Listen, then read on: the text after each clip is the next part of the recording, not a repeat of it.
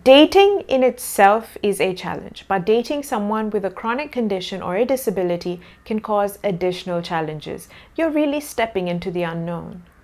In this video, I attempt to make it easier through some simple tips. So what I speak of today is a mixture of what I would like to tell someone along with tips from those who wish to remain anonymous. These tips are also written with 3 medical conditions in mind: endometriosis, Ehlers-Danlos syndrome, and adenomyosis, because I understand these conditions from a personal perspective. Also, if you wish to add your thoughts and your tips or experiences, then you're always welcome to in the comment section below. Also, these 14 tips are for the person getting involved with someone who is battling a medical issue. So the tips may appear one-sided, but the purpose is to help those who don't have such health conditions. Number 1, educate yourself. Seems like an obvious one, but still. Know what chronic condition your date, girlfriend, boyfriend is facing. Knowing the name or what it is in general is a start, but it may not be enough. Instead, it's best to read up on what the medical condition is and how it makes your date feel. What challenges does he or she go through? You should find your date very willing to explain what their challenges are based on your willingness to listen, learn, and understand. If you at any point feel uncomfortable, politely let your date know, because not all of us are equipped to take in a lot of information in one go. Ask your date to break it down or go over it slowly, and even then, if you don't manage to remember everything, since it is a lot to take in, don't be afraid to ask again. This only shows that you are interested and are looking to be more aware of this person's situation. I always feel a partner, a date, should be made to feel comfortable enough to ask whatever they wish to. After all, it's possibly a whole new territory for them. Number 2, understand the challenges of that individual. I know I've briefly mentioned this just right now in point number 1, but there is a difference between hearing what challenges are faced and understanding, and then actually watching your partner experience those. So when you're in that understanding phase, in reality, the situation may not be as easy as when you hear them. This life is your date's normal, so maybe when they explain something, the intensity of their challenges may not be so obvious. Also, everyone with the same illness has different symptoms and has different accompanying medical conditions to go with it. So whatever you read up on, take that as just a very basic baseline, something to help you get started. This also means that it may not be a great idea to compare your date's condition to someone else you know who has the same medical issue, especially if the one you know isn't appearing to be as troubled as your date. Everyone is different with their own set of complications, and if not spoken carefully, this can be construed by your date that she is either exaggerating or faking their issue. One last point here. If your date reschedules, then don't feel ignored or offended. Flare-ups can happen suddenly, and its effects can last for days. If evenings are more troublesome for your date, then look at brunch, lunch, evening tea, coffee as an alternate option, something that works well for both of you. Number 3, get to know the real person. A chronically ill person isn't defined by their illness. Yes, their condition does create challenges for them, which they need to constantly adjust their life around, but they have a personality. As you would with anyone, get to know about the rest of their life, discover who they are, just as the date would do with you. Carrying preconceived notions about how someone should be when they're ill also hampers the way we treat them. For example, many conditions like endometriosis are invisible illnesses. There is no real visual indication that this person is unwell, because we assume someone ill will look ill, and when they don't, we judge based on our preconceived notions. Therefore, get to know this date of yours for who they are as a whole. Don't define them by their illness and what you expect an ill person to be like. Number 4, be yourself. Sometimes we tiptoe around the elephant in the room. In this case, it may be the illness. This tiptoeing stops us being ourselves. So please be yourself. Address the medical issue, but be the person you are, whether that's compassionate, caring, humorous, or serious. However you are, be real. That's the best way to build a connection with anyone, whether they're unwell or not. Being real is the most valuable asset you can bring to a relationship, along with being communicative. Number 5, treat as an equal. Many times, those with medical conditions are perceived to be weak. Depending on the person's illness, they may have a physical weakness, but the mind may not be so. Most dealing with chronic conditions haven't just had to battle with their pains and other symptoms of their condition, but they've also had to endure multiple tests and, most importantly, have had to battle through a range of doctors to get their diagnosis. They've had to be their own advocate. Such battles require a lot of strength, so expect most people with a chronic illness to be mentally resilient and be very aware of what's happening around them. So yes, please respect your date, value their journey, perceive them to be strong, but also don't put them on a pedestal that almost embarrasses them. Personally speaking, when you have to battle through doctors and medications, you tend to value life more, become less petty, and have respect for everyone's fight. This thought process actually makes you feel stronger.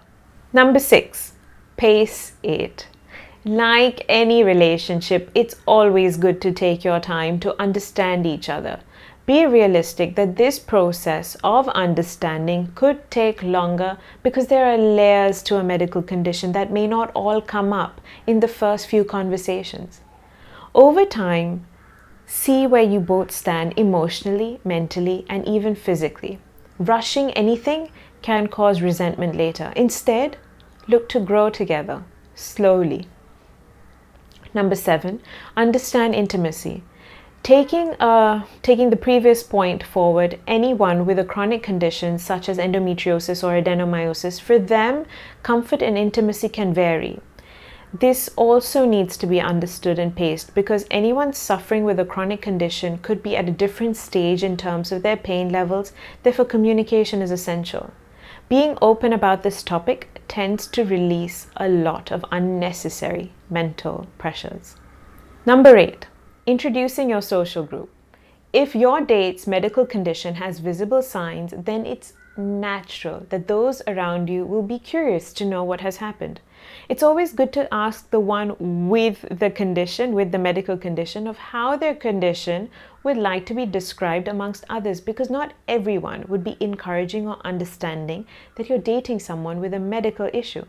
Such friends, family may feel as if they're protecting you, which may be true, but their beliefs should not hamper your relationship because it is you who has been attracted to your date's personality. Trust your own judgment as well. When you do have your date meet your social circle, make an extra effort for your date to feel comfortable and cared for. You will find many with chronic conditions struggle in social settings, especially around people they don't know, because stepping out and being social isn't a regular activity for them because of their limitations in health. If your date has an invisible chronic condition, then let it be a mutual decision on whether you wish to reveal information on health issues, which actually isn't even necessary because someone's health shouldn't really be a third person's business, especially because it's invisible. This is where you could encourage your date to take the lead and let him or her first feel comfortable with this set of people. Let your date open up at their own pace. Number 9, adapt. Chronic illness symptoms aren't always the same. The person suffering has to constantly adjust themselves based on which symptoms they're having to handle. No 2 days will be the same, which is why you're going to find yourself adapting to your boyfriend, girlfriend's varying needs. It is a challenge at first, but over time, you both as partners will grow together. Number 10, here. Chronic illness does not just affect the body but troubles the mind too. Speaking about this can be quite a release, even if it can be repetitive at times, and this is where the person suffering needs someone to hear them. As a partner, this is naturally desired from you, that you become that ear. Just as you may share or complain about your day to your partner, he/she may do the same about their health day. You may not be able to cure the person, but you hearing them out is a form of therapy that would be helpful. Number 11, be honest. Being with someone who is battling a chronic condition isn't exactly easy, which is where honesty plays a huge role. Ask yourself, am I cut out for this? First, answer this honestly to yourself, and if you feel you're not, tell your date this. Don't be hanging around building hope and wasting time. It's not fair on either of you, like it isn't, right? But if the answer is that you do feel cut out for this, that this person is so much more than their chronic illness, then give them that reassurance that you're right there for them. Number 12. Have clarity on children. If you see a future together, you both should be on the same page when it comes to wanting children. A woman with a chronic condition may have physical constraints in being able to carry, give birth, and handle a child. If you both want children, then you have to figure out how to make this work, keeping the health issues in mind.